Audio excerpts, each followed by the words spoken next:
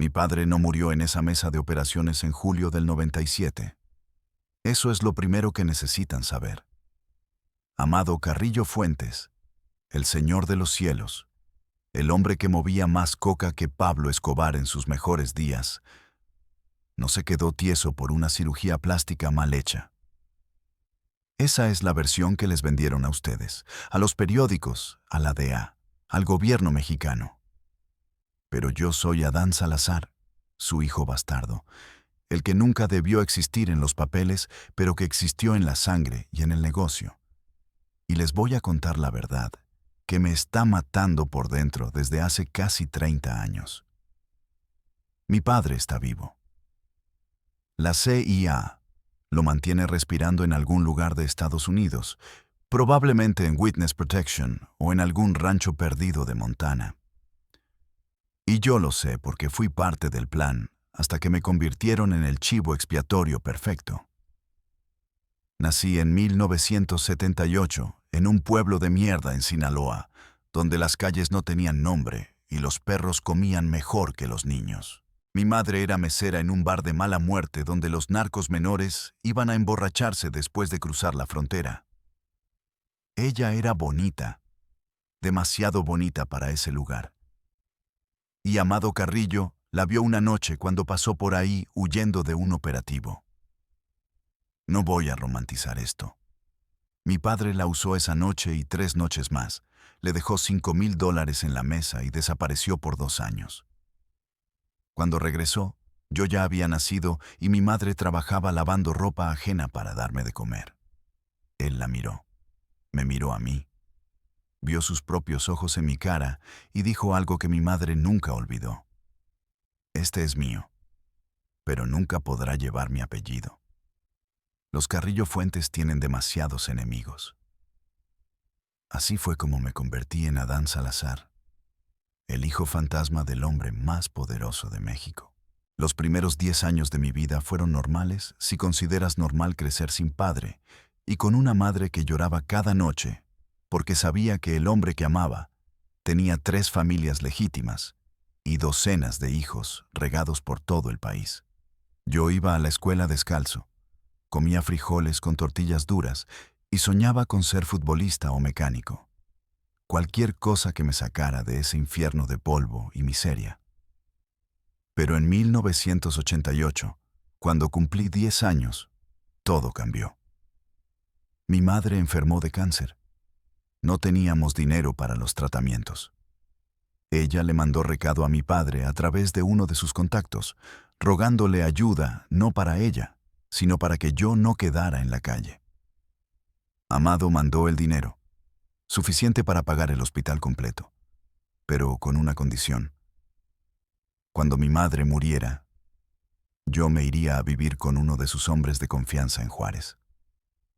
El niño tiene que aprender el negocio, fue el mensaje. Mi madre murió 6 meses después. Tenía 32 años. Yo acababa de cumplir 11. Me subieron a una camioneta Suburban negra con vidrios polarizados en enero del 89. Todavía recuerdo el olor a piel nueva y a cigarro dentro de esa troca. El hombre que manejaba se llamaba Jaime, pero todos le decían el Flaco. Y tenía una cicatriz que le cruzaba toda la cara desde la oreja hasta la boca. No me habló en todo el viaje de 8 horas hasta Juárez.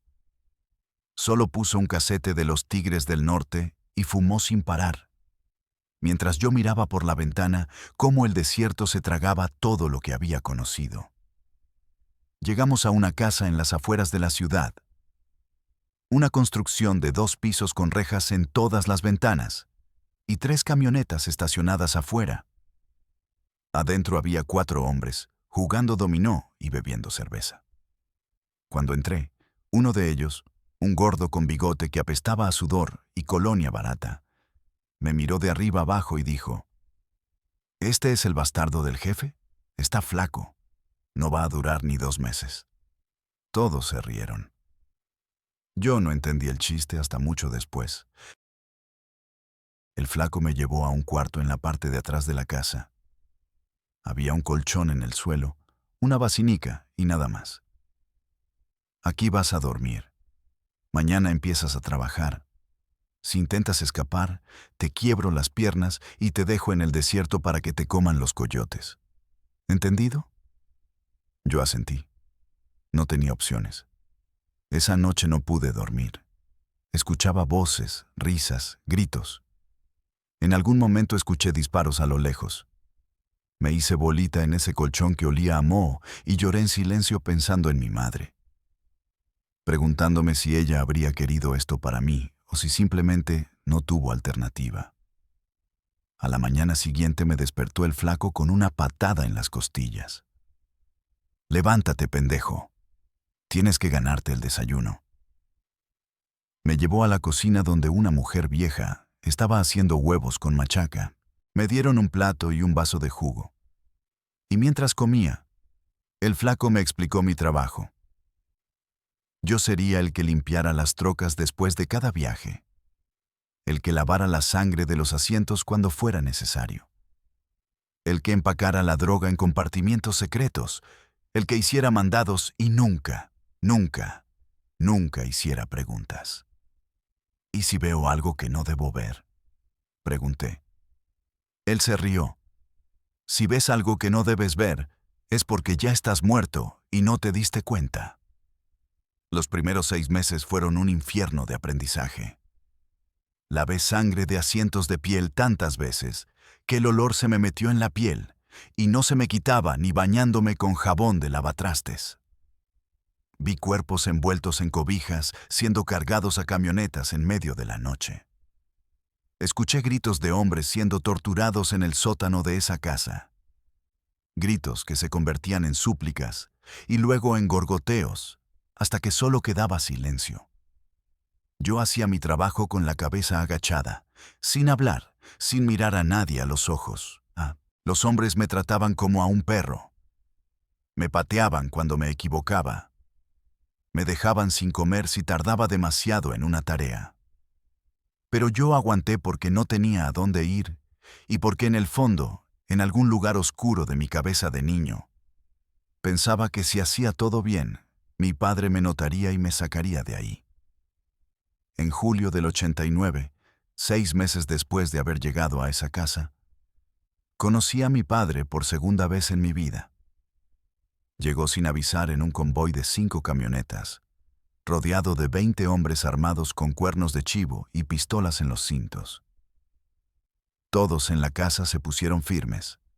El flaco me jaló del brazo y me puso enfrente de Amado Carrillo. «Jefe, este es el muchacho. Ha trabajado bien». Mi padre me miró con esos ojos negros que parecían ver a través de la gente. Medía casi 1,90. Era corpulento pero no gordo. Vestía jeans Levi's, botas de avestruz y una camisa Versace que probablemente costaba más que todo lo que mi madre había ganado en su vida. Se agachó hasta quedar a mi altura y me puso una mano en el hombro. «¿Cómo te llamas?», preguntó. «Adán Salazar, señor». «¿Salazar?». Se rió. «Sí, Salazar. Tienes los ojos de tu madre, pero mi sangre. ¿Te gusta esto? ¿Te gusta trabajar para mí?». No supe qué responder. Si decía que no, probablemente me mataba ahí mismo. Si decía que sí, estaba vendiendo mi alma. Pero ya no tenía alma que vender. «Sí, señor». Él sonrió. «Bien, porque vas a hacer cosas más importantes. Ya no vas a limpiar trocas. Vas a venir conmigo a Juárez. Vas a aprender el negocio de verdad.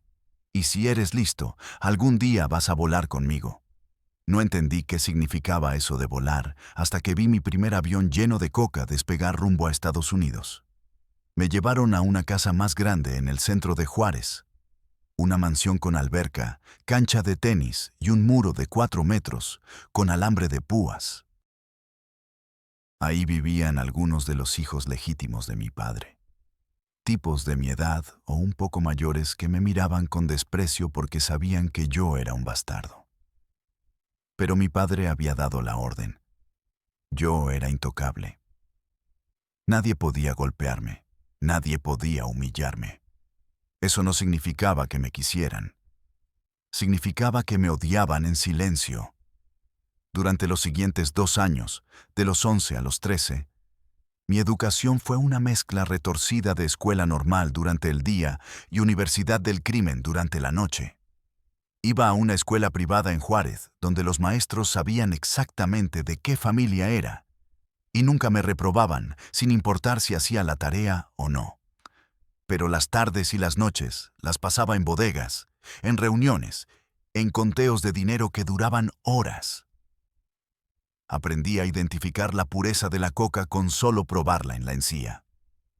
Aprendí a empacar kilos en compartimientos falsos de carros. Aprendí a mentir mirando a los ojos, a detectar a un soplón a kilómetros de distancia, a saber cuándo alguien estaba a punto de traicionarte por la forma en que respiraba. Mi padre me llevó a mi primer levantón cuando tenía 12 años. Un comandante de la Policía Judicial de Chihuahua había empezado a pedirle más dinero del acordado y amenazaba con entregar información a la DEA. Amado decidió que era momento de dar un mensaje. Me subió a su camioneta personal, una Suburban blindada que pesaba 3 toneladas, y me llevó a las afueras de Juárez. Había otros 5 hombres con nosotros, todos armados.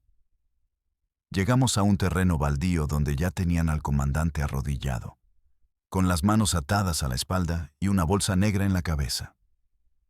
Mi padre se bajó de la troca, caminó tranquilamente hacia el hombre, le quitó la bolsa. El tipo estaba llorando, moqueando, suplicando. Don Amado, perdóneme. Yo tengo familia, tengo hijos. Nunca quise faltarle al respeto. Mi padre lo escuchó en silencio. Encendió un cigarro, fumó despacio. Luego me llamó. Adán, ven acá. Yo me acerqué con las piernas temblando. Me puso una pistola calibre 38 en la mano. Este hombre quiso robarnos, quiso vendernos. La gente así no merece vivir. Dispárale. Me quedé congelado. El comandante me miraba con ojos desorbitados, negando con la cabeza. Dispárale o te disparo a ti, dijo mi padre con la misma calma con la que pedía un café. Levanté la pistola. Me temblaban tanto las manos que casi se me cae. Cerré los ojos y jalé el gatillo. El retroceso casi me tira al suelo. Cuando abrí los ojos, el comandante estaba tirado de lado con un agujero en el pecho, tosiendo sangre. No había muerto. Mi padre se rió. No sabes disparar, pero aprendiste la lección más importante. En este negocio, o matas o te matan. No hay punto medio. Uno de sus hombres remató al comandante con un tiro en la cabeza. Yo vomité ahí mismo. Mi padre me palmeó la espalda. La primera vez siempre es difícil. La segunda ya no tanto. Para la 10ª ya ni lo sientes.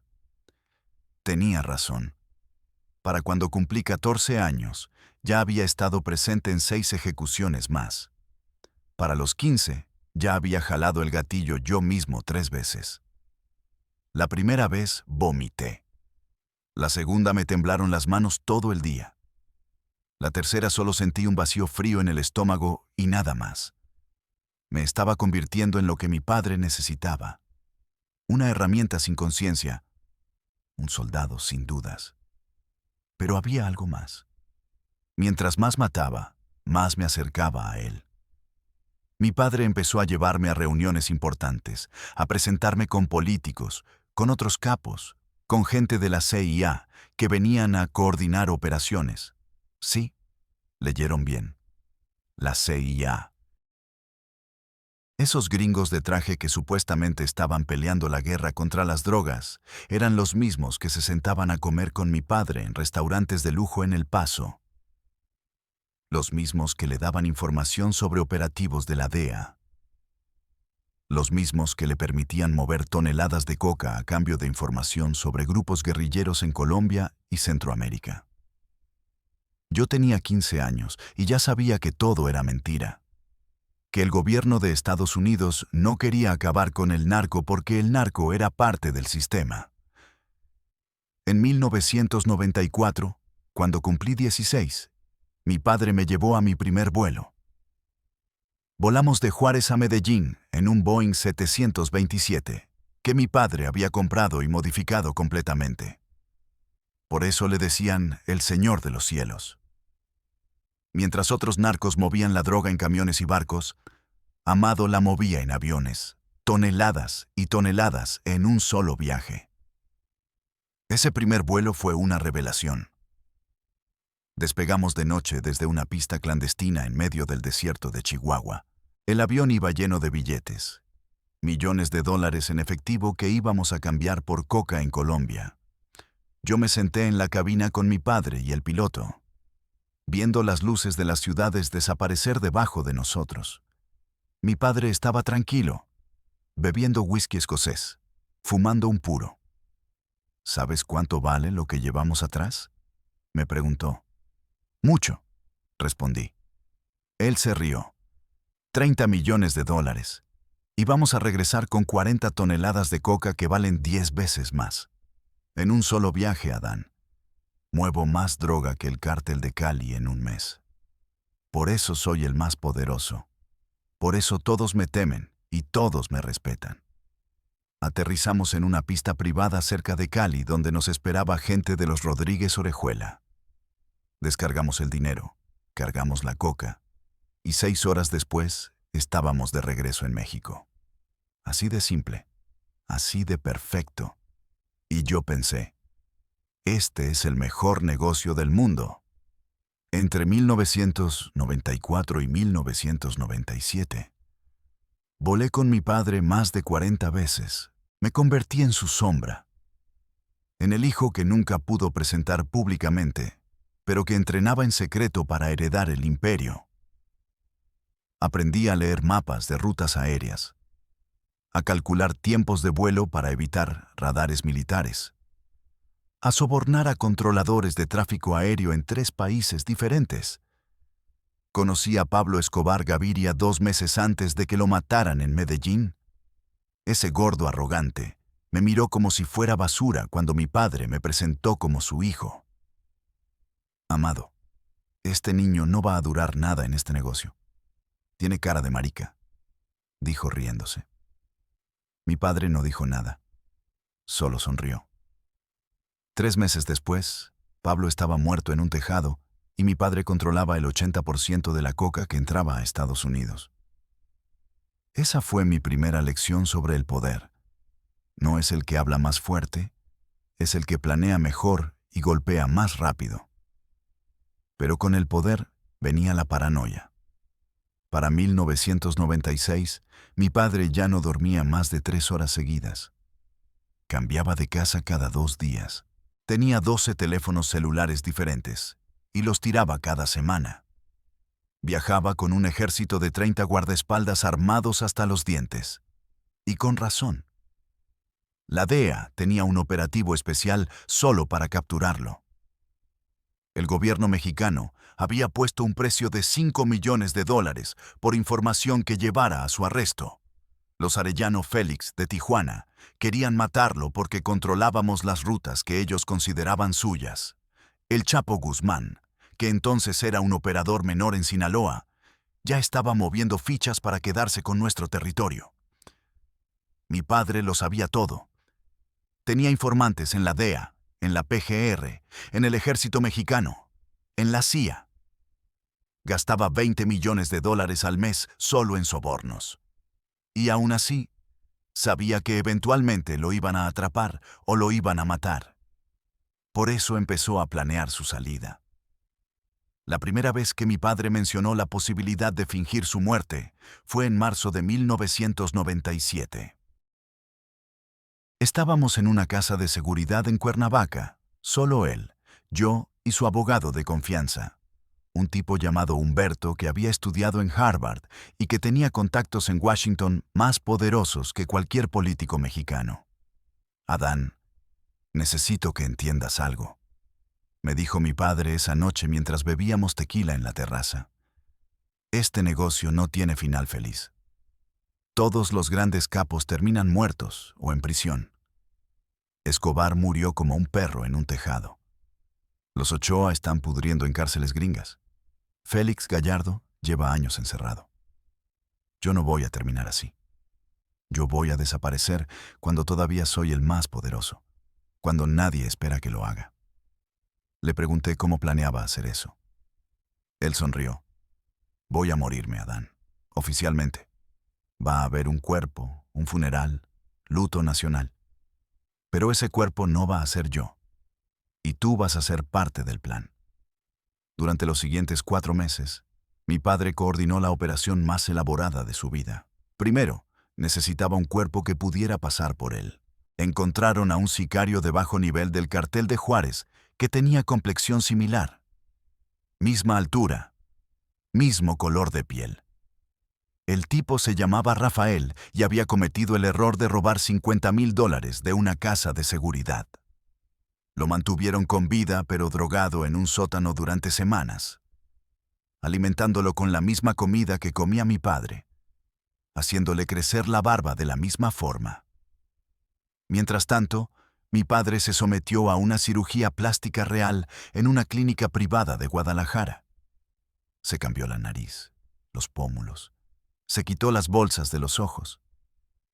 Cuando salió de esa cirugía, yo casi no lo reconocí. Parecía otra persona, alguien 10 años más joven y con facciones completamente diferentes. El segundo paso era convencer a los estadounidenses de que cooperaran, y aquí es donde entra la CIA. Verán, mi padre no era solo un narcotraficante. Durante años había trabajado como informante de la agencia, proporcionándoles inteligencia sobre movimientos de guerrillas en Colombia, sobre el cartel de Cali, sobre políticos mexicanos corruptos que los gringos querían vigilar. Tenía archivos, grabaciones, fotografías que comprometían a docenas de funcionarios estadounidenses y mexicanos. Era su póliza de seguro. En mayo del 97, 2 agentes de la CIA volaron en secreto a una reunión con mi padre en una casa en Toluca. Yo estuve ahí. Vi cómo negociaban. «Señor Carrillo», dijo uno de los agentes, un tipo rubio con acento de Texas que se hacía llamar James. Su información ha sido valiosa para nosotros durante años, pero se está volviendo demasiado visible. Los mexicanos quieren entregarlo para quedar bien con Washington. Necesitamos que desaparezca. Mi padre encendió un cigarro. Puedo desaparecer, pero necesito garantías. Necesito una nueva identidad, protección, y necesito que mi familia esté segura. El agente asintió. Eso se puede arreglar, pero tiene que ser convincente. Tiene que haber un cuerpo. Ya tengo el cuerpo, respondió mi padre. Solo necesito que ustedes se aseguren de que nadie haga demasiadas preguntas después. El plan era simple pero brillante. Mi padre se sometería a una cirugía plástica en una clínica de la Ciudad de México. Durante la operación, sufriría complicaciones y moriría en la mesa. El cuerpo de Rafael, el sicario, sería el que presentarían como Amado Carrillo Fuentes. Los doctores que realizarían la operación serían hombres de mi padre, dispuestos a mentir a cambio de dinero o por miedo a que los mataran. La clínica sería evacuada inmediatamente después de la muerte, para evitar que forenses externos examinaran el cuerpo demasiado rápido. Y para asegurar credibilidad, matarían a los 2 doctores que supuestamente operaron a mi padre, haciéndolo parecer como un ajuste de cuentas del cartel. La gente creerá que los matamos por dejar morir al jefe, explicó Humberto, el abogado. Eso le dará realismo a toda la historia. El 4 de julio de 1997, el plan se ejecutó. Recuerdo cada detalle de ese día como si hubiera sido ayer. Mi padre se despidió de mí esa mañana en una casa de seguridad en Coyoacán. Me abrazó, algo que nunca había hecho antes. Adán, hoy muero para el mundo. Pero voy a seguir vivo. No voy a poder contactarte durante años, tal vez nunca. Pero quiero que sepas que todo lo que hice, lo hice para sobrevivir. Tú vas a heredar mi imperio, pero tienes que ser más inteligente que yo. Tienes que saber cuándo retirarte. Le pregunté a dónde iba a ir. Estados Unidos, un pueblo en Montana donde nadie me conoce. Voy a vivir como un granjero gringo retirado hasta que me muera de verdad, de viejo, en una cama, no en una cárcel ni en una balacera. Esa fue la última vez que vi a mi padre como Amado Carrillo Fuentes. Esa tarde, el sicario Rafael fue llevado a la Clínica Santa Mónica en la Ciudad de México. Lo mantuvieron sedado hasta el último momento. Los doctores Jaime Godoy Singh y Ricardo Reyes lo operaron durante 8 horas en una cirugía que en realidad consistió en mutilarle la cara lo suficiente para que fuera difícil identificarlo, pero no tanto como para levantar sospechas. A las 11 de la noche, declararon muerto a Amado Carrillo Fuentes por complicaciones cardíacas y respiratorias durante la cirugía. El cuerpo fue trasladado al servicio médico forense, donde forenses pagados por nosotros hicieron una autopsia superficial y confirmaron la identidad basándose en registros dentales que habíamos falsificado. Para el 5 de julio, todos los periódicos de México y Estados Unidos reportaban la muerte del narcotraficante más poderoso del mundo. Hubo luto en Sinaloa. Cientos de personas asistieron al funeral. Políticos dieron declaraciones. La DEA celebró. Y yo estaba parado junto al ataúd cerrado, llorando lágrimas reales no porque mi padre estuviera muerto, sino porque sabía que nunca lo volvería a ver. 3 semanas después del funeral, los doctores Godoy y Reyes fueron encontrados muertos, torturados y metidos en tambos de cemento en las afueras de la Ciudad de México. Eso selló la narrativa. Todo el mundo creyó que el cartel los había ejecutado por incompetencia. Nadie cuestionó la historia. Nadie hizo más preguntas. Amado Carrillo Fuentes estaba oficialmente muerto. Y en algún lugar de Estados Unidos, un hombre con una nueva cara, un nuevo nombre y protección de la CIA, empezaba una nueva vida mientras yo me quedaba en México cargando con el peso de un imperio que no estaba listo para heredar. Yo tenía 19 años cuando mi padre murió. Me dejaron a cargo de algunas operaciones menores en Juárez. Pero los verdaderos herederos eran Vicente Carrillo Fuentes, mi tío, y otros miembros legítimos de la familia. Yo seguía siendo el hijo bastardo, el que sabía demasiado pero que no podía decir nada. Durante los siguientes años, mantuve contacto limitado con la organización. Seguí moviendo droga, seguí cobrando mi parte, pero siempre con la sensación de que estaba viviendo una mentira. En el año 2000, recibí una llamada de un número desconocido. Era una voz que no había escuchado en 3 años, pero que reconocí instantáneamente. Adán, soy yo. Mi padre. Estaba vivo, tal como había planeado. Me contó que vivía en un rancho en las afueras de Billings, Montana. Tenía un nuevo nombre, Richard Sullivan. Había comprado ganado, tenía una camioneta Ford vieja, iba a la iglesia los domingos. Nadie sabía quién era realmente. ¿Eres feliz?, le pregunté. Hubo un silencio largo. No existe la felicidad en esta vida, Adán. Solo existe sobrevivir un día más. Y yo estoy sobreviviendo. Esa fue la última vez que hablé con él directamente. Pero mantuve contacto indirecto durante años a través de intermediarios, siempre con cuidado, siempre con paranoia. En 2004, me mandó un mensaje. La CIA quiere que testifique en un caso contra funcionarios mexicanos. Les estoy dando información a cambio de seguir protegido. En 2007, estoy enfermo. Cáncer de pulmón. Los doctores me dan 2 años. En 2009, sigo vivo.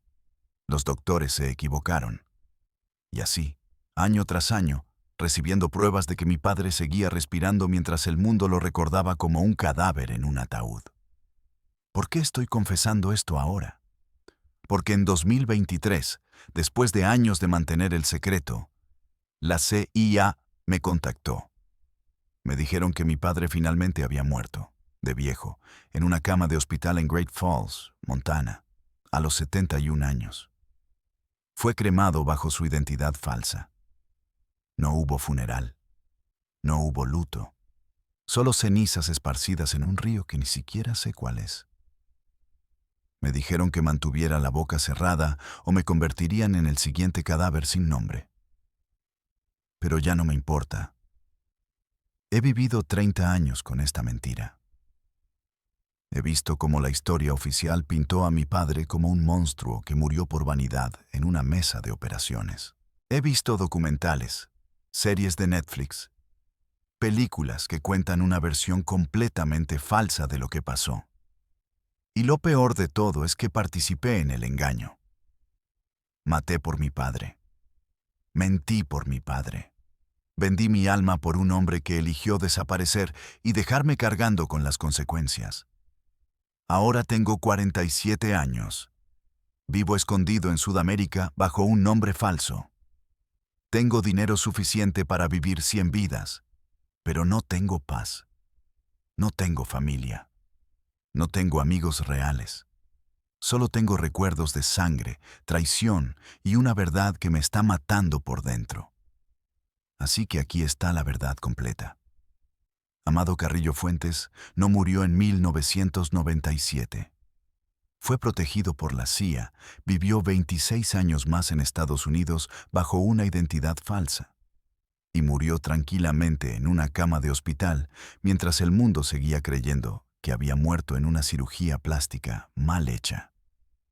Y yo, Adán Salazar, su hijo bastardo, fui cómplice de la mentira más grande en la historia del narcotráfico mexicano. Esta es mi confesión. Esta es mi condena. Y si mañana amanezco muerto, ya sabrán por qué. Pero eso fue solo el principio de la verdad que necesitan conocer. Porque la muerte falsa de mi padre no fue simplemente un escape ingenioso de un narco paranoico. Fue parte de un acuerdo mucho más grande, más oscuro, más podrido de lo que cualquiera podría imaginar. Un acuerdo entre el cartel de Juárez, la CIA, y políticos mexicanos de tan alto nivel que sus nombres nunca aparecerán en ningún tribunal. Y yo estuve ahí. Yo vi cómo se cocinó todo. Yo fui testigo de reuniones donde se repartió México como si fuera un pastel. Donde se decidió quién viviría, quién moriría y quién seguiría moviendo toneladas de coca con el permiso del gobierno estadounidense. Déjenme contarles cómo funciona realmente el negocio de las drogas.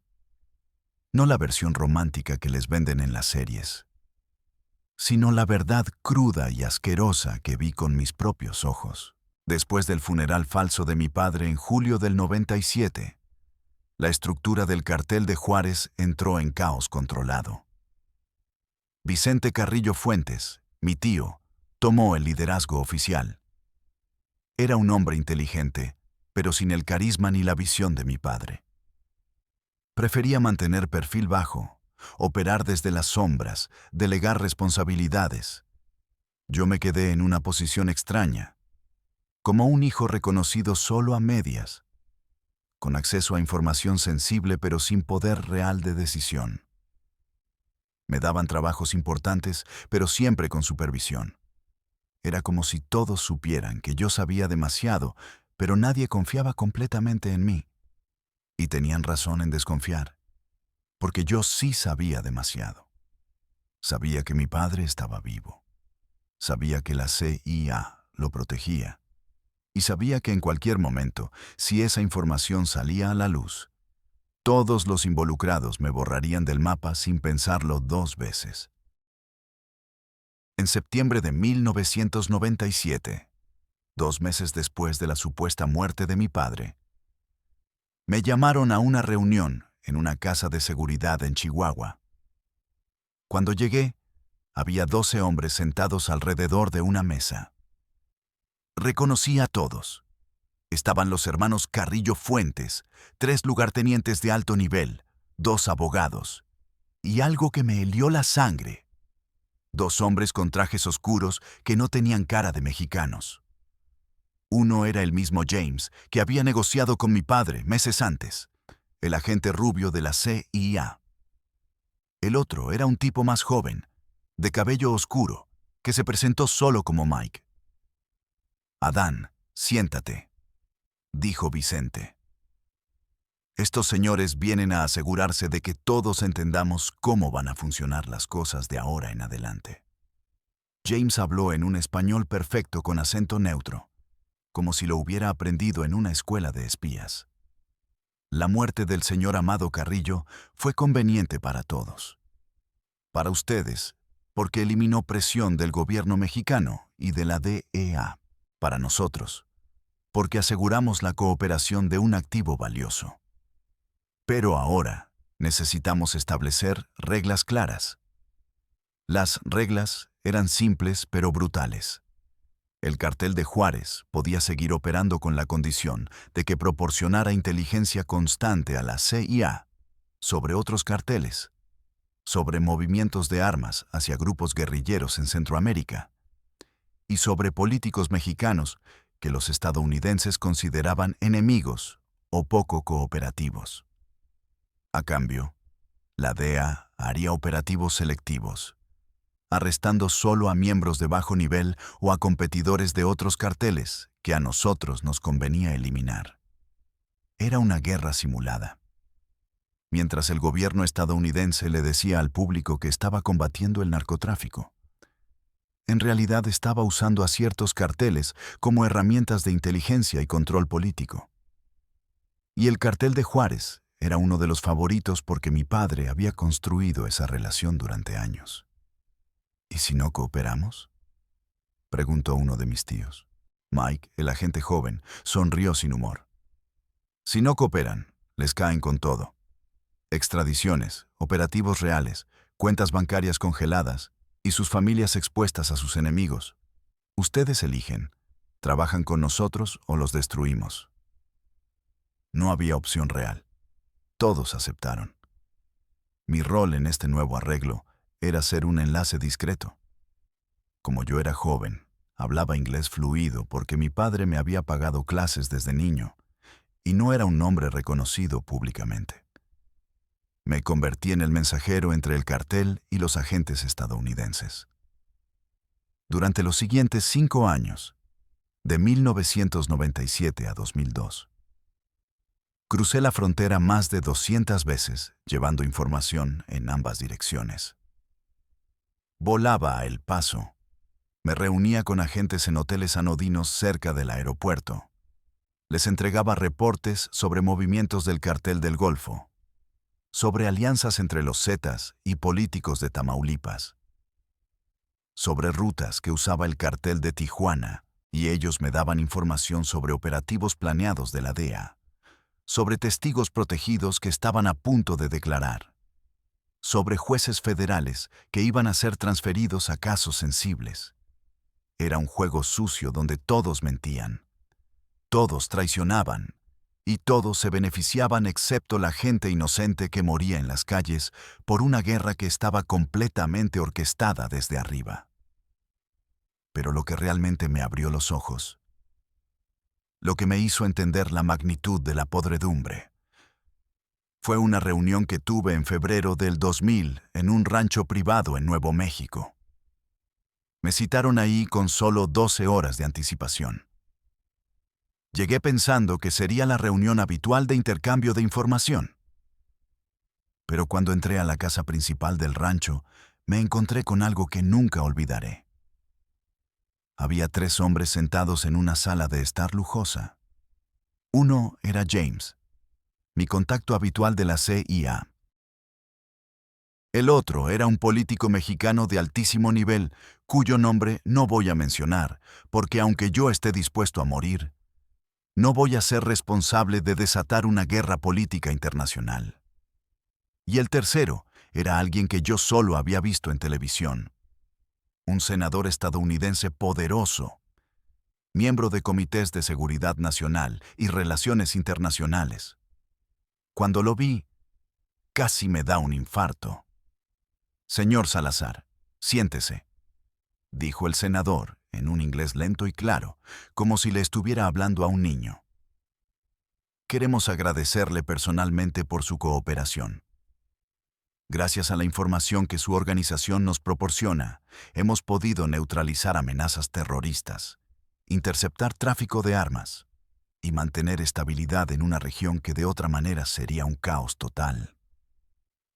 Yo no sabía qué decir. ¿Me estaba agradeciendo un senador estadounidense por ayudar a traficar drogas?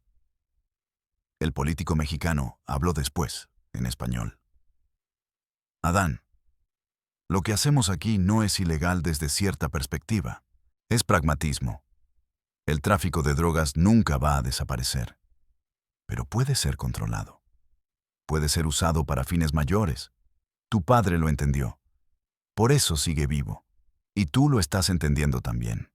Por eso estás aquí. James agregó algo que me heló la sangre. Hay archivos completos sobre ti, Adán. Sabemos cada persona que has matado. Sabemos cada kilo que has movido. Sabemos todo. Pero mientras seas útil, esos archivos permanecen guardados. Si alguna vez decides hablar públicamente sobre esto, bueno, esos archivos se convierten en evidencia para un gran jurado federal y pasas el resto de tu vida en una Supermax en Colorado. ¿Entendido? Entendí perfectamente. Estaba atrapado. Era un peón en un tablero gigante donde los reyes eran intocables y los peones como yo éramos sacrificables en cualquier momento. Durante esos años, viví una doble vida esquizofrénica. Por un lado, seguía siendo parte del cartel, asistiendo a fiestas donde narcotraficantes celebraban con políticos, policías y empresarios. Vi cosas que harían que cualquier persona normal vomitara de asco. Vi comandantes de la Policía Federal esnifando coca en burdeles de lujo, mientras sus subordinados torturaban a detenidos en sótanos. Vi alcaldes de ciudades fronterizas recibiendo maletas llenas de dólares a cambio de permitir que usáramos sus municipios como bodegas y puntos de distribución. Vi a cantantes famosos, actores, hasta futbolistas reconocidos asistir a fiestas en ranchos donde se exhibían armas de alto calibre y se hacían apuestas sobre peleas de perros que terminaban con animales despedazados. El dinero corrompía todo. Y nosotros teníamos dinero infinito. Pero por otro lado, yo también me reunía con agentes estadounidenses en oficinas gubernamentales, en bases militares, en lugares tan oficiales y legítimos que parecía imposible que estuvieran haciendo tratos con narcotraficantes. Una vez, en 2001, me reuní con un grupo de agentes de la CIA en una sala de conferencias dentro de una base aérea en Arizona. Había mapas en las paredes, computadoras con información clasificada, y todos hablaban con esa formalidad burocrática que hace que el crimen suene como un proyecto de negocios. Necesitamos que su organización nos ayude a rastrear un cargamento de armas que está siendo movido desde Nicaragua hacia México, dijo uno de los agentes. Creemos que está destinado a grupos paramilitares que operan en Chiapas. Si nos ayudan a interceptarlo, podemos ofrecer inmunidad para 3 de sus operadores, que actualmente enfrentan cargos federales en Texas. Así funcionaba. Un toma y daca constante donde vidas humanas, justicia y legalidad eran solo fichas intercambiables. Lo más retorcido era que la guerra contra el narco que el público veía en las noticias era completamente fabricada. Cada arresto importante, cada decomiso grande, cada operativo que salía en los titulares ya estaba coordinado de antemano. Nosotros entregábamos bodegas con toneladas de droga que ya estábamos dispuestos a perder porque ya habíamos movido 10 veces más por otras rutas. Entregábamos a sicarios de bajo nivel que eran prescindibles. A cambio, nuestros cargamentos importantes pasaban sin problema. Los aviones de mi padre, los aviones que el cartel seguía usando después de su supuesta muerte, aterrizaban en pistas en Chihuahua, Durango y Sinaloa, con decenas de toneladas de coca colombiana. Esos aviones eran rastreados por radares militares mexicanos y estadounidenses. Ambos gobiernos sabían exactamente cuándo despegaban y cuándo aterrizaban. Pero nunca los interceptaban porque existía un acuerdo silencioso. A cambio de permitir que cierta cantidad de droga fluyera hacia Estados Unidos, el cartel proporcionaba información de inteligencia y mantenía controladas a otras organizaciones criminales más violentas o menos cooperativas. En 2003 empezó la guerra abierta entre carteles. El gobierno de Vicente Fox lanzó operativos militares contra el narcotráfico como parte de una estrategia de relaciones públicas para quedar bien con Washington. Pero los operativos eran selectivos. Golpeaban duro al cartel del Golfo, a los Zetas que empezaban a independizarse, al cartel de Tijuana que se estaba fragmentando en facciones violentas. Pero al cartel de Juárez nos dejaban relativamente tranquilos. ¿Por qué? Porque seguíamos cooperando con la CIA. Seguíamos siendo útiles. Yo vi con mis propios ojos cómo oficiales del ejército mexicano recibían sobres con coordenadas GPS de casas de seguridad de carteles rivales. Esas coordenadas venían de nosotros, proporcionadas a la CIA, y luego pasadas al gobierno mexicano como si fueran producto de investigaciones independientes. Así eliminábamos competencia usando al gobierno como brazo armado, y el gobierno mexicano lo permitía porque eso les daba resultados que mostrar en conferencias de prensa mientras nosotros seguíamos operando sin mayor problema. Pero toda esa estabilidad podrida empezó a desmoronarse en 2006, cuando Felipe Calderón ganó la presidencia de México y declaró una guerra total contra el narco. Al principio pensamos que sería lo mismo de siempre. Puro teatro político. Pero Calderón era diferente. Tenía algo que demostrar. Quería ser recordado como el presidente que enfrentó al crimen organizado. Y decidió que la mejor manera de hacerlo era golpear a todos los carteles sin distinción, incluyendo a los que tenían acuerdos con los estadounidenses. Eso rompió el equilibrio. De repente, el cartel de Juárez empezó a ser atacado con la misma intensidad que nuestros rivales. Hubo arrestos de operadores importantes, decomisos de cargamentos que se suponía debían pasar sin problema, extradiciones de gente que tenía información sensible. Y la CIA se puso nerviosa porque el gobierno mexicano estaba actuando de forma impredecible. En 2007 me llamaron a una reunión de emergencia en McAllen, Texas. Era James otra vez, pero esta vez estaba tenso, preocupado. Adán, tenemos un problema. El gobierno mexicano está arrestando gente que sabe demasiado. Si alguno de ellos habla sobre nuestros acuerdos, esto se convierte en un escándalo internacional. Necesitamos que su organización elimine ciertos elementos antes de que los atrapen las autoridades mexicanas. Me estaba pidiendo que ordenara ejecuciones de miembros de nuestro propio cartel que podían convertirse en testigos problemáticos. ¿Y si me niego?, pregunté. Él me miró directo a los ojos. Si te niegas, te convertimos en uno de esos elementos problemáticos. No tuve opción. Durante los siguientes 6 meses, participé en la eliminación de 7 hombres que habían trabajado con nosotros durante años. Algunos eran amigos. Uno era mi primo segundo. Los matamos antes de que pudieran ser arrestados y potencialmente cooperar con fiscales mexicanos o estadounidenses. Esas muertes me persiguen hasta hoy. No las maté para proteger al cartel. Las maté para proteger los secretos de gobiernos que se supone deben combatir el crimen. Para 2010, la guerra entre carteles había convertido a México en una zona de guerra. Juárez se convirtió en la ciudad más peligrosa del mundo, con más de 3,000 homicidios ese año. Había ejecutados colgados de puentes, cabezas dejadas en hieleras frente a escuelas, balaceras en pleno día en avenidas principales. Y yo sabía que gran parte de esa violencia era consecuencia directa de un sistema podrido, donde gobiernos y carteles habían estado jugando juntos durante décadas, hasta que alguien decidió cambiar las reglas del juego sin avisar. Miles de personas inocentes murieron porque políticos en Ciudad de México y Washington decidieron que era momento de hacer un show mediático de combate al narco, sin importarles que eso desataría un infierno para la gente común. Yo intenté salirme del negocio en 2011. Le dije a Vicente Carrillo que ya no quería seguir, que tenía suficiente dinero para desaparecer y vivir tranquilo en algún lugar remoto. Él me miró como si estuviera loco. Adán, nadie se sale de esto vivo a menos que esté en una tumba o en una cárcel. Y tú sabes demasiado. Si te vas, eres un riesgo. Y los riesgos se eliminan. Intenté entonces negociar mi salida con la CIA.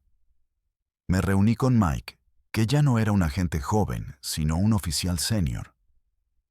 Le propuse entregarles toda la información que tenía sobre políticos mexicanos corruptos, sobre rutas activas, sobre todo, a cambio de protección de testigos. Él se rió en mi cara. Adán, tú no eres un testigo valioso. Eres un criminal que sabe demasiado. Si entras a protección de testigos, eventualmente vas a hablar sobre nuestros acuerdos. Y eso no puede pasar. Así que aquí está tu opción. Sigues trabajando para nosotros en silencio, o te arrestamos y te pudrimos en una prisión federal donde nunca podrás hablar con nadie. Estaba atrapado de nuevo, sin salida. En 2012 todo empeoró cuando los Zetas se independizaron completamente del Cartel del Golfo y empezaron una guerra total por territorio.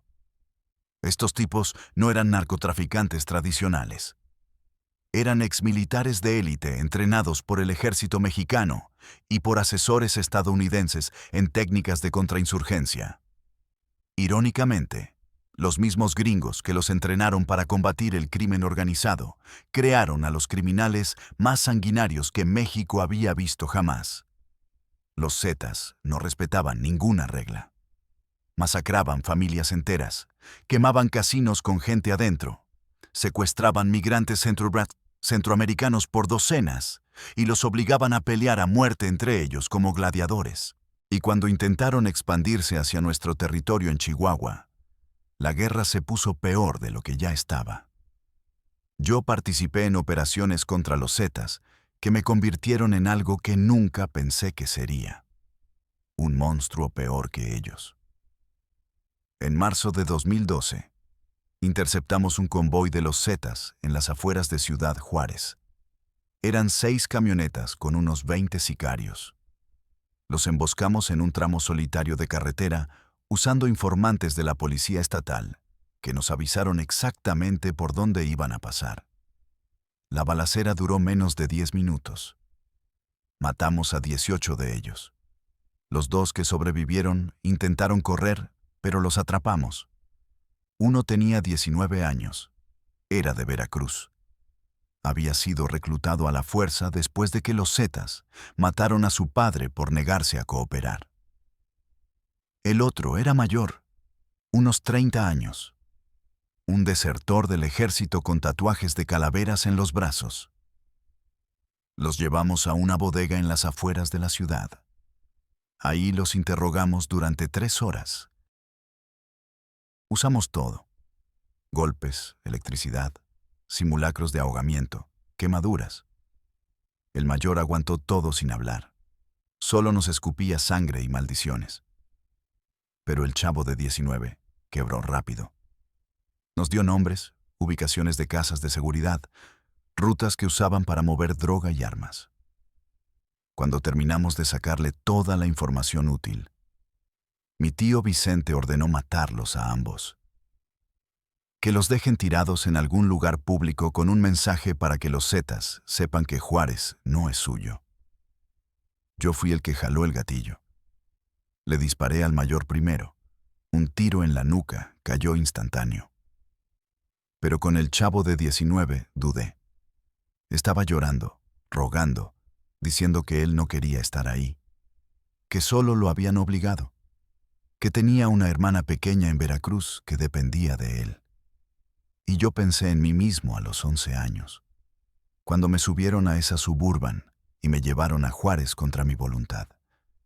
Pensé en todas las veces que yo también había sido obligado a hacer cosas que no quería hacer.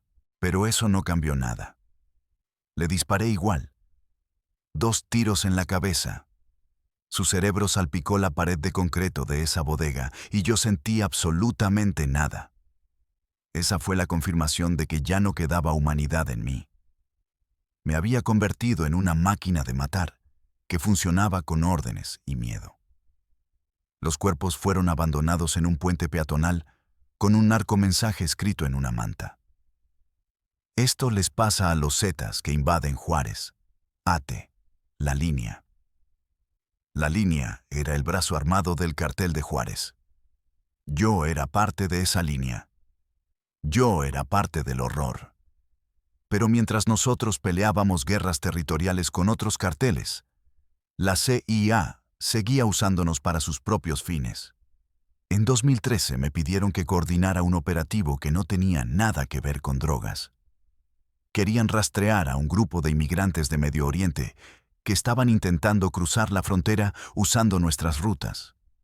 Según ellos, había sospecha de que algunos podían ser terroristas o tener vínculos con células extremistas. Necesitamos que los intercepten antes de que lleguen a Estados Unidos. Si lo logran, hay una recompensa de $2 millones y garantías de que van a dejar pasar sus próximos 5 cargamentos sin interferencia, me dijo Mike en una llamada encriptada. Coordinamos con polleros que trabajaban para nosotros. En junio de ese año, identificaron a un grupo de 7 hombres, 6 de ellos de Siria y 1 de Irak, que estaban pagando $50,000 cada uno para ser cruzados a Texas. Los interceptamos en una casa de seguridad en Altar, Sonora. Los entregamos directamente a agentes estadounidenses que cruzaron la frontera ilegalmente en camionetas sin placas. Nunca supe qué pasó con esos hombres. Nunca supe si realmente eran terroristas o solo refugiados desesperados. Lo único que sé es que cobramos los 2 millones y nuestros próximos cargamentos pasaron sin problema como prometido. Esa fue solo una de muchas operaciones donde el cartel funcionó como contratista informal de agencias de inteligencia estadounidenses. Rastreamos traficantes de armas que vendían a grupos que los gringos no querían que tuvieran armamento. Identificamos rutas usadas por otros carteles para que la DEA pudiera hacer decomisos mediáticos. Hasta proporcionamos sicarios para trabajos sucios que el gobierno estadounidense no podía hacer oficialmente. En 2014, un narcotraficante colombiano que había sido informante de la CIA se volvió problemático porque empezó a hablar públicamente sobre los acuerdos que tenía con agentes estadounidenses. Me pidieron que lo resolviera. Mandé a 2 de mis mejores hombres a Medellín. Lo ejecutaron en la puerta de su casa frente a su esposa y sus hijos. Hicieron que pareciera un ajuste de cuentas del cartel local. Nadie investigó demasiado. Un mes después, recibimos $500,000 en efectivo depositados en cuentas en las Islas Caimán como pago por servicios. Éramos asesinos a sueldo del gobierno estadounidense disfrazados de narcotraficantes. Para 2015, yo ya estaba completamente quemado mental y emocionalmente. Había matado personalmente a 43 personas. Había ordenado la muerte de al menos 200 más. Había torturado, secuestrado, traficado toneladas de drogas que destruyeron millones de vidas. Y todo mientras trabajaba como informante de una agencia de inteligencia extranjera que supuestamente combatía lo que yo hacía. La contradicción me estaba volviendo loco. Empecé a beber en exceso. Tomaba whisky desde que me despertaba hasta que perdía el conocimiento en la noche. Desarrollé paranoia severa. Dormía con una pistola bajo la almohada y otra en el buró. Cambiaba de casa cada semana. No confiaba en nadie, ni siquiera en mi propia familia. Sabía que eventualmente alguien me iba a traicionar, ya fuera el cartel, la CIA, o algún enemigo que había acumulado durante años de violencia. En octubre de 2015 casi me muero en un atentado. Iba manejando mi camioneta blindada por una avenida de Juárez, cuando dos camionetas me cerraron el paso y una tercera me embistió por atrás. Empezaron a dispararme con rifles de alto poder. Los vidrios blindados aguantaron los primeros impactos, pero empezaron a fracturarse. Logré maniobrar y salir de la emboscada a toda velocidad, mientras mis guardaespaldas en otra camioneta respondían el fuego. Terminamos en una persecución por la ciudad que duró 20 minutos. Matamos a 4 de los atacantes. Después descubrimos que eran sicarios del cartel de Sinaloa mandados por el Chapo Guzmán, que para entonces ya controlaba medio México y quería absorber lo que quedaba del cartel de Juárez. Esa noche, mientras los doctores me revisaban en una clínica privada porque tenía esquirlas de vidrio incrustadas en la cara y el cuello, decidí que tenía que salir de México o iba a terminar muerto antes de cumplir 40 años. Pero salir no era tan simple. No podía simplemente comprar un boleto de avión y desaparecer. El cartel me consideraba un activo demasiado valioso por mi conexión con los estadounidenses. La CIA me consideraba un riesgo demasiado grande por todo lo que sabía. Y encima había una docena de carteles rivales que querían mi cabeza por operaciones que había coordinado contra ellos. Necesitaba un plan. Pasé los siguientes 6 meses preparando mi escape. Moví dinero discretamente a cuentas offshore en Singapur, Suiza y Panamá. Establecí identidades falsas con documentos de primera calidad comprados a un falsificador en Brasil que trabajaba para agencias de inteligencia sudamericanas. Arreglé un apartamento en Buenos Aires bajo un nombre falso. Y lo más importante, compilé un archivo de seguro. Documentos, grabaciones, fotografías que probaban todo. Los acuerdos entre el cartel y la CIA. Los nombres de políticos mexicanos en nómina del narco. Las operaciones conjuntas. Todo. Lo guardé en múltiples ubicaciones con instrucciones de que si algo me pasaba, ese archivo se filtraría automáticamente a periodistas, fiscales y organizaciones de derechos humanos. En abril de 2016, fingí mi propia muerte. No tan elaborado como lo que hizo mi padre, pero lo suficientemente convincente. Coordiné con un sicario de bajo nivel que me debía favores. Quemamos un cuerpo en una camioneta hasta volverlo irreconocible y lo dejamos con mi identificación y mis pertenencias personales en un camino rural en las afueras de Chihuahua. Hicimos circular la historia de que había sido emboscado y ejecutado por rivales. Hubo un funeral discreto. Algunos lloraron, otros celebraron. Y mientras todos pensaban que estaba muerto, yo estaba en un vuelo a Sao Paulo, usando un pasaporte uruguayo a nombre de Martín Oliveira, un empresario ficticio de Montevideo.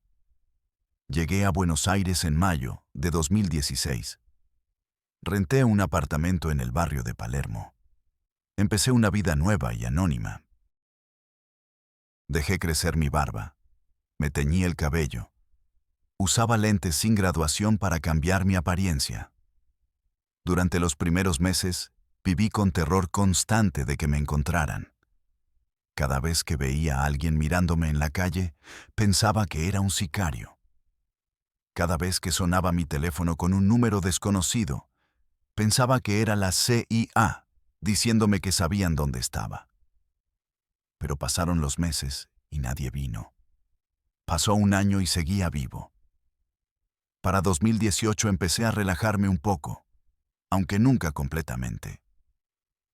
Viví con identidad falsa, sin contacto con nadie de mi vida anterior.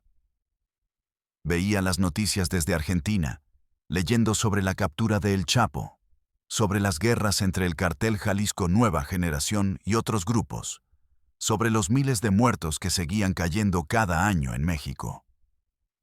Y cada noticia era un recordatorio de que yo había sido parte de ese sistema. Yo había ayudado a construir ese infierno. Y aunque había escapado físicamente, nunca iba a escapar de la culpa.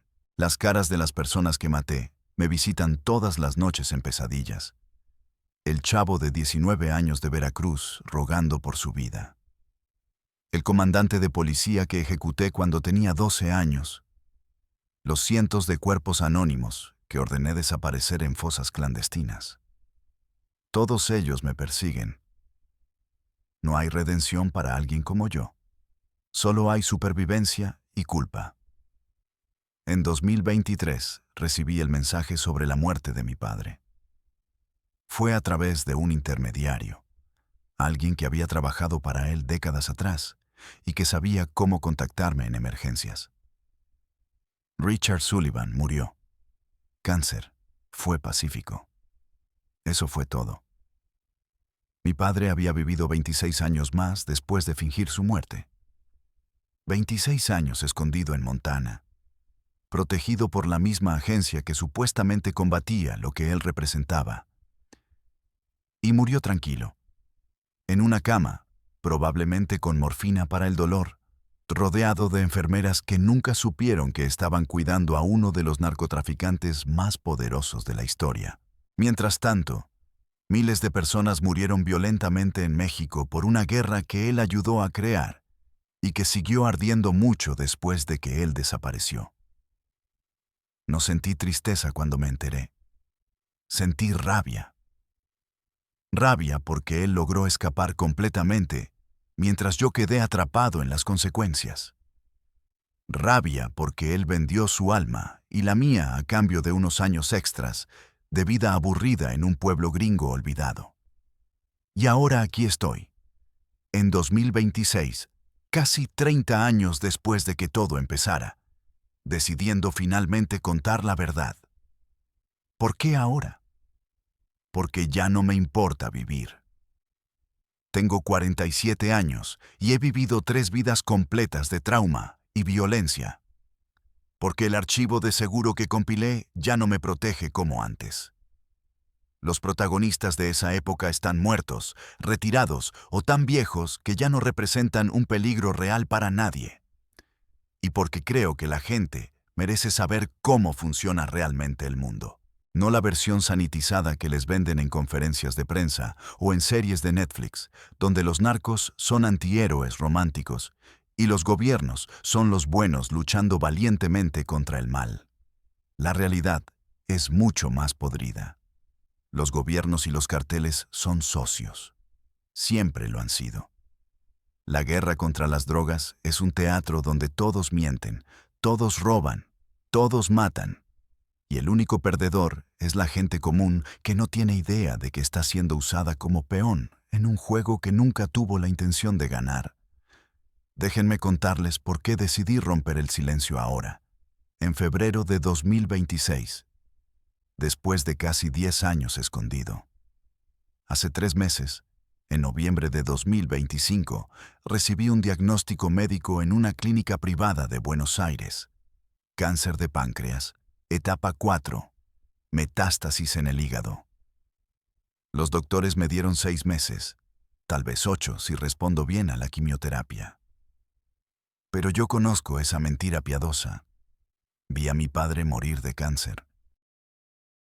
Vi cómo se fue consumiendo durante años hasta que no quedó nada más que un esqueleto con piel. Yo no voy a pasar por eso. Decidí que si me quedan meses de vida, los voy a usar para soltar toda la verdad que he cargado durante 30 años. Y si me matan antes de que la enfermedad lo haga, al menos moriré sabiendo que intenté expiar, aunque sea una fracción microscópica de toda la mierda que hice. Pero hay otra razón, más inmediata y más peligrosa. Hace 2 semanas, el 20 de enero de 2026, recibí una visita inesperada en mi apartamento de Buenos Aires. Yo vivo en el piso 12 de un edificio moderno en Palermo. Tengo cámaras de seguridad, cerraduras de alta tecnología, rutinas cambiantes para evitar ser rastreado. Pero esa noche, Cuando llegué de hacer mis compras en el supermercado, encontré a un hombre sentado en mi sala. Era estadounidense, unos 50 años, cabello gris cortado militar, traje oscuro sin corbata. Tenía una pistola con silenciador sobre la mesa de centro, no apuntándome, solo ahí como recordatorio. «Hola, Adán», o debería decir Martín Oliveira, dijo en inglés con una sonrisa que no llegó a sus ojos. «Mi nombre es David. Trabajo para la misma gente con la que trabajaste durante años. Tenemos un problema».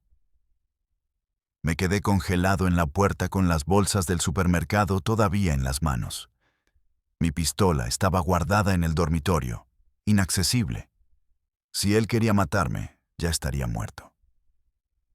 «Siéntate, Adán. Necesitamos hablar», dijo David señalando el sofá. Me senté. Él empezó a hablar con esa calma burocrática que los agentes de inteligencia usan cuando están entregando sentencias de muerte. «Hemos estado monitoreándote durante los últimos 9 años. Sabíamos dónde estabas desde el momento en que llegaste a Argentina. Te dejamos en paz porque cumpliste tu parte del trato. Desapareciste, no hablaste, no causaste problemas. Pero hace 3 meses empezaste a hacer movimientos extraños. Contactaste a un periodista independiente en Ciudad de México. Hiciste búsquedas en Internet sobre cómo filtrar documentos de forma anónima. Y peor, empezaste a acceder a las cuentas donde guardas tu archivo de seguro. Eso nos preocupa, Adán». Le dije que estaba enfermo, que me estaba muriendo, que solo estaba poniendo mis asuntos en orden. Él asintió como si ya lo supiera. «Sí, sabemos lo del cáncer. Lo sentimos, de verdad. Pero eso no cambia el hecho de que representas un riesgo. Los acuerdos que tu padre hizo, los acuerdos que tú facilitaste, involucraron a mucha gente poderosa. Algunos ya están muertos, pero otros siguen vivos y en posiciones importantes. Un senador que ahora es embajador. Un director adjunto de la CIA que ahora trabaja para un contratista de defensa. Políticos mexicanos que ahora son gobernadores o empresarios respetables. Si tu archivo se filtra, aunque sea parcialmente, hay demasiadas personas que caerían, y esas personas tienen recursos para asegurarse de que eso no pase. Entonces, aquí está la oferta. Te damos $1 millón depositado en la cuenta que elijas. Pagamos tu tratamiento médico completo en la mejor clínica oncológica de Suiza y te dejamos morir en paz. A cambio, destruyes todo tu archivo y nunca hablas con nadie sobre lo que sabes.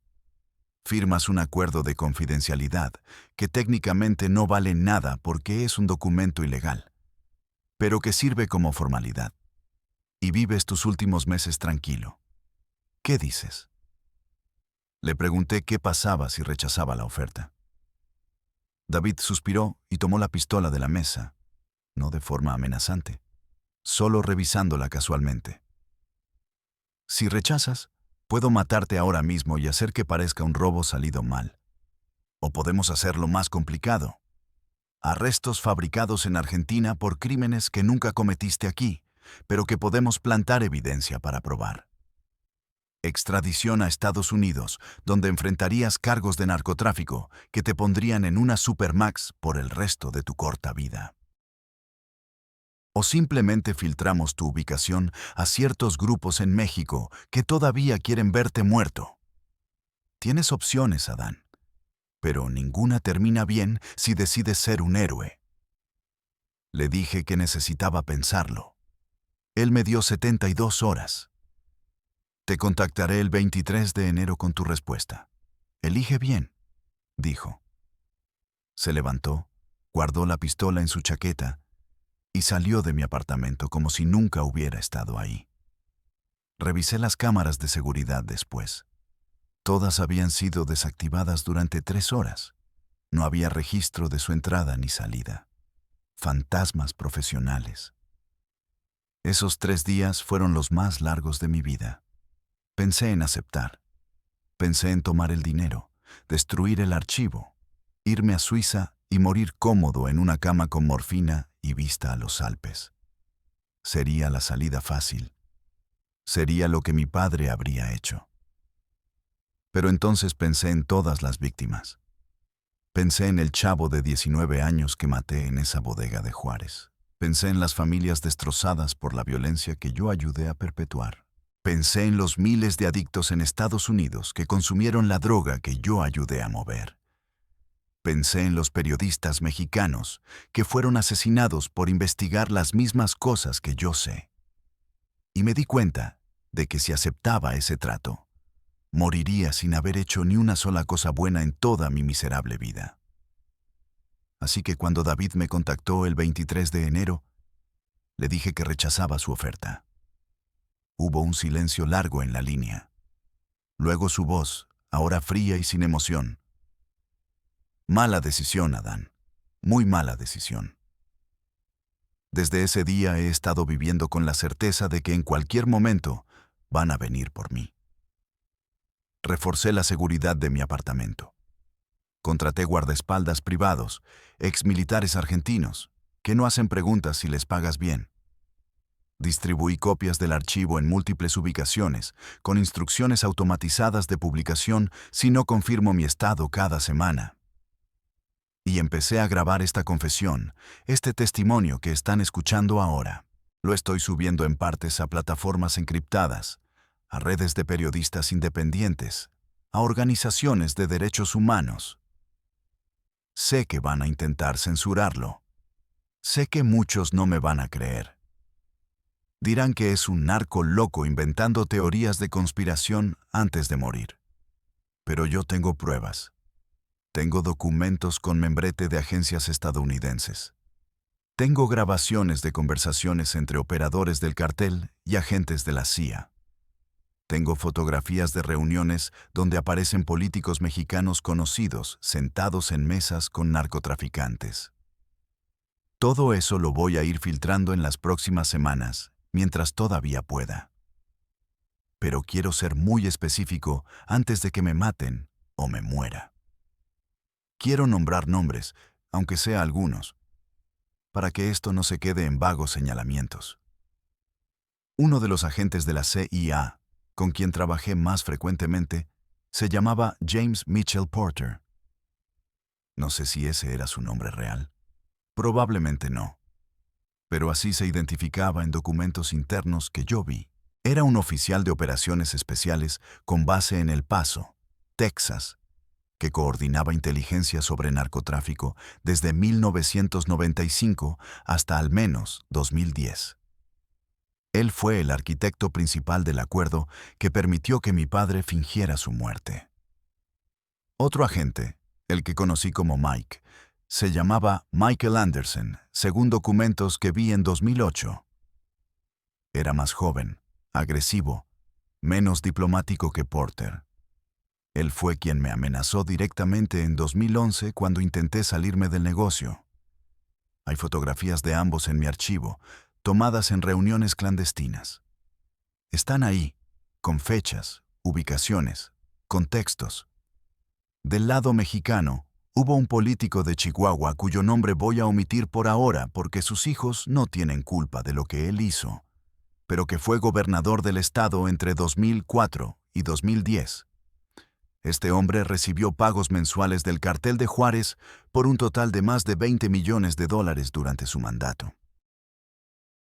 A cambio, aseguró que la policía estatal no interfiriera con nuestras operaciones y que los operativos militares golpearan solo a carteles rivales.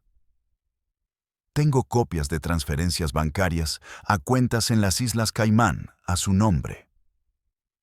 Tengo grabaciones de conversaciones telefónicas donde discute plazas, rutas y protección. Todo está documentado. También hubo un comandante de la Policía Federal Preventiva, un tipo llamado Ramón Alcázar Soto, que trabajó directamente para el cartel desde 2005 hasta su muerte en 2012. Él no solo tomaba sobornos. Él activamente coordinaba operativos falsos donde decomisaba droga que nosotros ya habíamos decidido sacrificar, mientras dejaba pasar los cargamentos importantes. Lo mataron sus propios colegas, cuando empezó a ser demasiado obvio que estaba vendido. Y del lado estadounidense, además de agentes de la CIA, hubo participación de elementos de la DEA, que jugaban a dos bandas. Un agente especial llamado Robert Castillo, con base en El Paso desde 2001 hasta 2013, filtró información sobre operativos de la DEA a cambio de dinero. Yo personalmente le entregué $500,000 en efectivo en 3 ocasiones diferentes en hoteles de Ciudad Juárez. Él nos avisaba cuándo iban a hacer redadas, qué informantes estaban cooperando con fiscales, qué investigaciones estaban avanzando. Sin su ayuda, docenas de nuestros operadores habrían sido arrestados. Él ahora está retirado, viviendo cómodamente en Arizona con una pensión del gobierno. Es una burla. Todos estos nombres, todas estas personas, están en mi archivo con evidencia que los vincula directamente a operaciones criminales mientras trabajaban para el gobierno. Pero lo más grotesco, lo que realmente muestra la profundidad de la corrupción, fue un operativo específico en 2009, llamado internamente Operación Cóndor 2. La CIA quería desestabilizar una célula del Cartel del Golfo que estaba estableciendo relaciones con grupos de narcotráfico en Guatemala, que supuestamente tenían vínculos con las FARC en Colombia. Para ellos, el problema no era el tráfico de drogas en sí, sino las posibles conexiones ideológicas con grupos que consideraban terroristas o insurgentes. Entonces, diseñaron un plan: usar al cartel de Juárez para atacar y eliminar a esa célula específica del Golfo. Nos proporcionaron inteligencia detallada, ubicaciones de casas de seguridad, nombres de operadores clave, rutinas de movimiento. Era información que solo agencias de inteligencia con recursos satelitales y vigilancia electrónica sofisticada podían obtener. Y nosotros la usamos para ejecutar una serie de ataques coordinados en Reynosa y Matamoros, que dejaron más de 50 muertos en 2 semanas, en mayo de 2009. Yo estuve involucrado en la planeación. Coordiné con nuestros sicarios, distribuí la inteligencia, supervisé los ataques desde una casa de seguridad en Monterrey. Vimos todo en tiempo real a través de radios encriptados. Escuchamos los gritos, las balaceras, los reportes de objetivo eliminado. Fue una masacre. Y cuando terminó, recibimos felicitaciones de nuestros contactos en la CIA. Buen trabajo. Eliminaron una amenaza importante, dijeron. Pero esa amenaza incluía mujeres, incluía un niño de 12 años que estaba en la casa equivocada en el momento equivocado. Esas muertes no fueron daño colateral de una guerra contra las drogas. Fueron asesinatos coordinados y ejecutados con bendición y asistencia del gobierno estadounidense para eliminar a competidores y proteger intereses geopolíticos que nada tenían que ver con justicia o seguridad pública. Ahora déjenme decirles algo sobre mi vida actual. Mis últimos días antes de que esto termine. Vivo con dolor constante. El cáncer se está comiendo mi páncreas y mi hígado. Algunos días no puedo levantarme de la cama.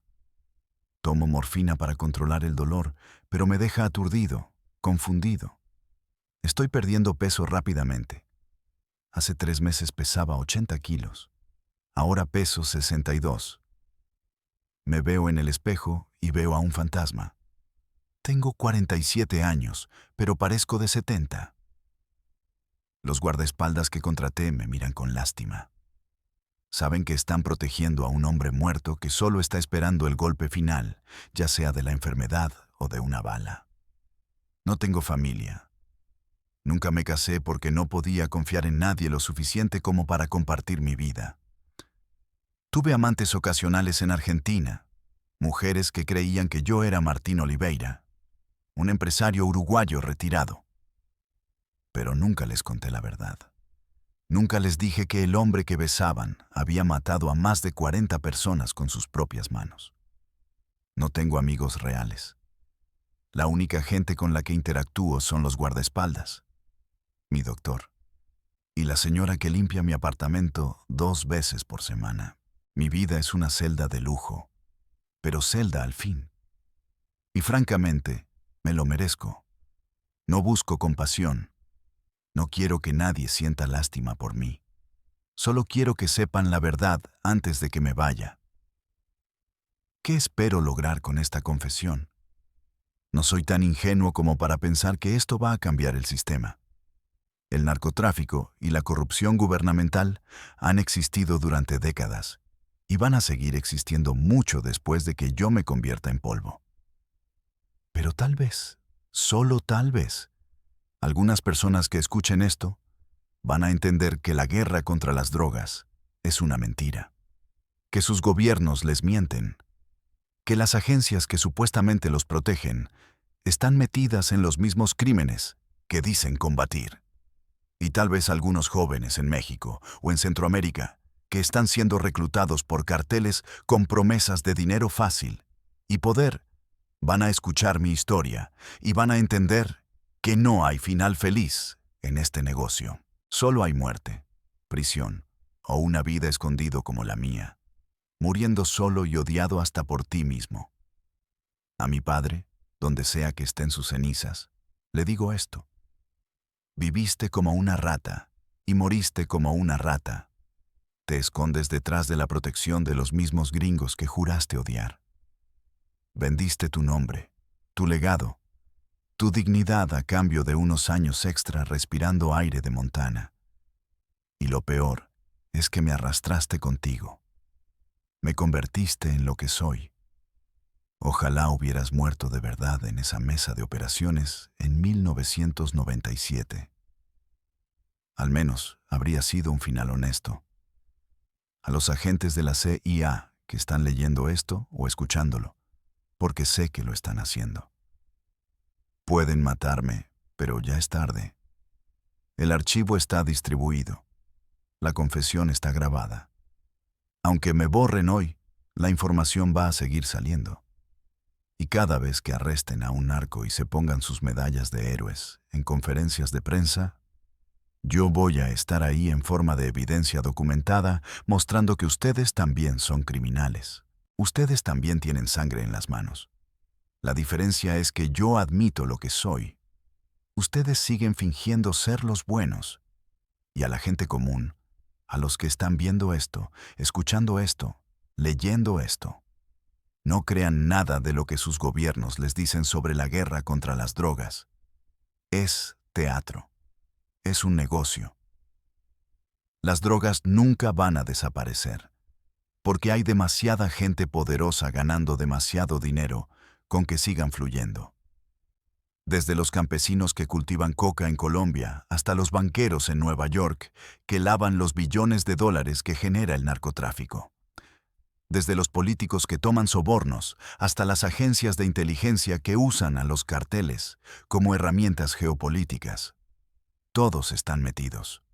Todos son cómplices. Y mientras ustedes sigan creyendo la narrativa oficial, ellos van a seguir lucrando con la miseria de millones. Esta es mi confesión final.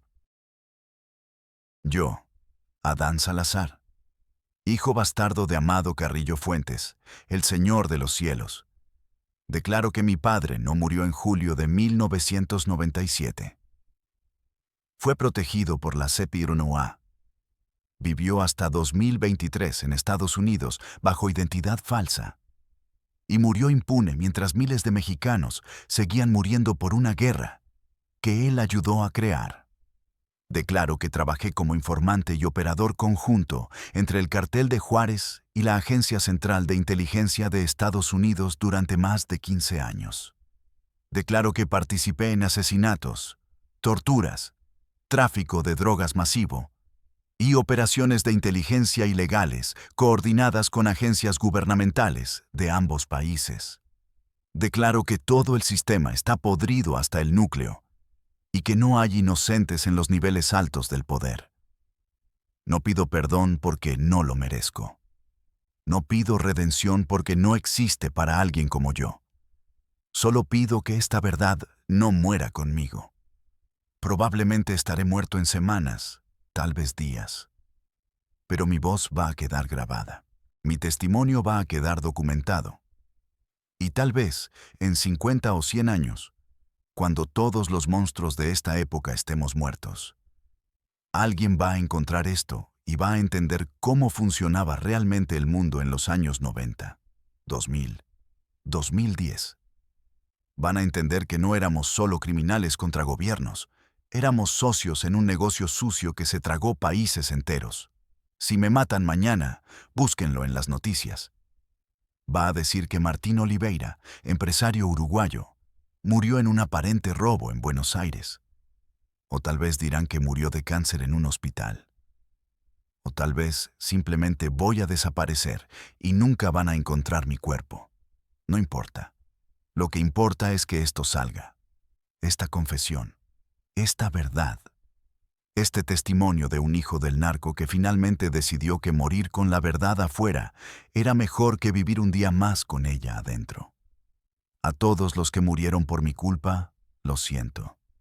Sé que eso no vale nada. Sé que no cambia nada. Pero lo siento. Y si existe un infierno, como decía mi madre, nos vemos allá. Porque ahí es exactamente donde pertenezco. Esta fue mi confesión. Adán Salazar, el hijo fantasma del Señor de los cielos, el hombre que ayudó a su padre a fingir su muerte, el sicario que trabajó para la CIA, el testigo de 30 años de mentiras entre gobiernos y carteles, y ahora, un moribundo intentando limpiar, aunque sea una gota de la sangre que tiene en las manos, antes de que todo termine. Si están escuchando esto, es porque ya estoy muerto. Y si están escuchando esto, sepan que todo lo que dije es verdad. Cada palabra, cada nombre, cada crimen. Todo está documentado en el archivo que dejé atrás. Búsquenlo. Publíquenlo. No dejen que me lleve los secretos a la tumba. El mundo necesita saber. México necesita saber. América necesita saber. Esto es todo. No hay más. Se acabó.